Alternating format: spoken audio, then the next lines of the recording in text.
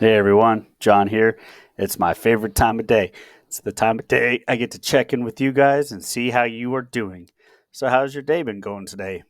Second day into the week. Those of you in Australia, it's now your Wednesday. So, I hope your Wednesday's off to a good start. But for everyone else, how did your Tuesday go? Did you stay on track? Did you hit those milestones? You hit any hiccups on the way? Now, if you had some hiccups, what kind of hiccups are we talking about? What did you guys hit? What kind of roadblocks were you able to remove those roadblocks for you leaders out there? Because I talked about earlier about the importance of a leader removing those roadblocks and obstacles for their people to be able to do their best and most productive work with minimal stoppages and shortcomings. And a lot of people kind of took that in very different ways, and it was a great kind of seeing how the thoughts process there. So one of the things I want to kind of talk about on that is why you want that those roadblocks to be removed and the employees doing their efficient work. And a lot of it isn't, for the quote unquote benefit of the business and, you know, they're doing gonna do more work and all that. No, it's actually because it sparks creativity. When there's not a whole lot of roadblocks to hinder people and divert their attention, they're able to become more creative. For you business owners out there, just business executives, directors, supervisors, etc. This is a win for you. You don't want them to have those roadblocks because they can get creative with their work. They can be very productive. They can get into that zone, that flow of things, and just naturally run through things. You'd be amazed what kind of grounds they can cover in a short amount of time when they don't have to divert their attention, divert their focus, right? So keep that in mind out there. One of the things this goes with is meetings. Everyone loves their meetings in a business setting, especially the bigger your organization gets. You seem to pile on more and more meetings. And I'm not saying meetings are not important. There are a few that actually really are important, and you need to have them, right? My favorite meetings definitely the stand up meeting in the mornings, right? It's just hey, let's get everyone focused in the morning. What are the priorities of work for the day? What are we trying to accomplish? What are the tasks?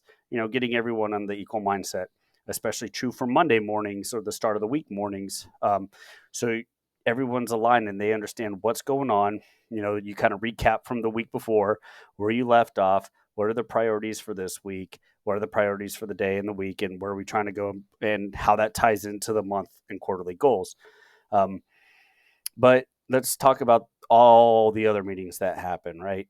You get all those ad hoc meetings that happen throughout the day. You have project status meetings that pop up. You have asking the checks and all this. And do you really need all those meetings? Is the key thing. And if you absolutely need them, there are a few out there who could justify every meeting of the day. Um, but if you don't absolutely need them, or do you absolutely need every person who is there? Because that's one of those things. If you have people there just to get the information or hear it, I mean, the heart's in the right place, but you're kind of taken away from the things they could be doing or should be doing. You're breaking that flow, especially you start talking those afternoon meetings. How many times has that 11 o'clock meeting that you guys have scheduled bleed into 12, 12:30, 1 o'clock, right? Do you got to ask yourself, could this be an email? Could this be a memo at the end of the day? Or could it be something you actually talk about at your end of day meeting, right? Um, though I don't do end of day meetings every day, when there's something important or we have a continuing task, we'll do like a closeout meeting, and it's real fast. It doesn't take long. This meeting, your stand up meeting, and your closeout meetings, 15 minutes max, like max, right? You should just kind of talk about, hey, what happened? Did we get the things accomplished? What takes priority for tomorrow? Uh, is it something we don't need to finish? Is it something that's going to drag on the rest of the week? Right. And hey, what are the roadblocks you guys have that I can remove for you tomorrow? So when we hit the ground running, we'll do our stand up meeting, refresh on where we left off today. What do we need to accomplish and go? For those of you who work like shift work, where you have like another shift coming in to pick up where you work, your end of day meeting and their stand up meeting should happen at the same time. So you could do a handover meeting and really kind of say, hey, this is what we were doing. This is what we got accomplished. This is what's still open and remaining. And here's what we're projecting to have. For those of you who work in maintenance fields, right? That's a very important thing, especially for major maintenance. You're talking like engines, jet engines, and mechanical and structural things, right? It's a very intricate thing. So if you do kind of that shift work, you really need to be synced between your shifts and do those good handover meetings. So definitely keep that in mind. So, like I said, there are value to meetings, but you have to figure out, are all meetings valuable, or do they need to be as long as they do? A few hiccups to meetings, right? It's definitely, if you don't have a solid agenda, because then people go on their tangents. People divert from what the purpose of the meeting is. They don't even know what the purpose of the meeting is. People are doodling. They don't feel they need to be there. They could be doing something else. If you don't have their attention, maybe they're quote unquote multitasking in the meeting. So laptops are open, they're answering emails and doing other things. Really need you to assess, if one, if that meeting was important, and two, if that person needed to be there, because they're really not investing that much time and paying attention. They probably don't need to be there, or this is something that could have been sent out, whether it be an email, a memo, or just mentioned at the end of the day meeting or the next morning meeting, right? So kind of think about that. I've seen some organizations out there, and it's just meeting after meeting after meeting after meeting, and it's kind of like, how do you get stuff done? You know, for some of you organizations out there who are running multiple projects, so you have a project manager and maybe an assistant project manager, and you have multiple projects going on, kind of see how those meetings are spread out. In some cases, I've seen where like one day is their super meeting day, and they'll do all their different projects to do a project status meeting for all their different projects on that one day. It's a method, right? Or maybe you have one every day towards the end of the day, or maybe at the very beginning of the day. Again, there's not really a right or wrong answer, because there's a lot of intricacies that go into that, but that's something you need to consider. If you do stack the meetings in one day, what's lost when that happens, versus spreading them out over the week. So just a few things to keep in mind when we're talking about that. You as the leader need to kind of enable your team and figure that out.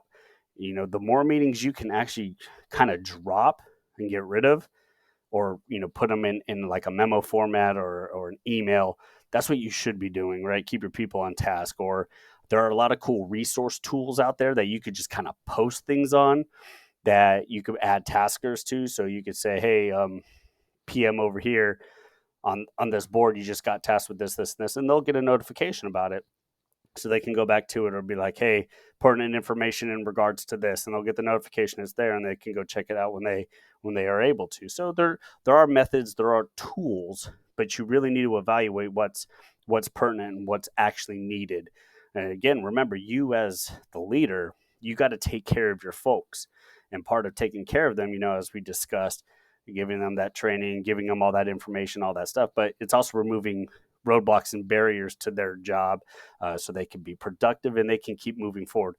And you'll come to find out that they actually turn out to be a little more motivated, a little more happy in what they're doing, because they feel productive. They feel like they're getting stuff done. They don't feel like they're getting pulled, in 20 different directions. So something to keep in mind. And of course, reward your team when they crush it, when they're crushing those goals and milestones and they're way ahead of the power curve. That is not the time where you add more work. Like, oh, well, you're getting this done fast, so we're going to slam you. No, no, no, no, no. Reward them for the great work they're doing. Let them know that they're doing great work. And this is a perfect opportunity to start having that conversation and start building into that. Hey, I think you're ready for a little more.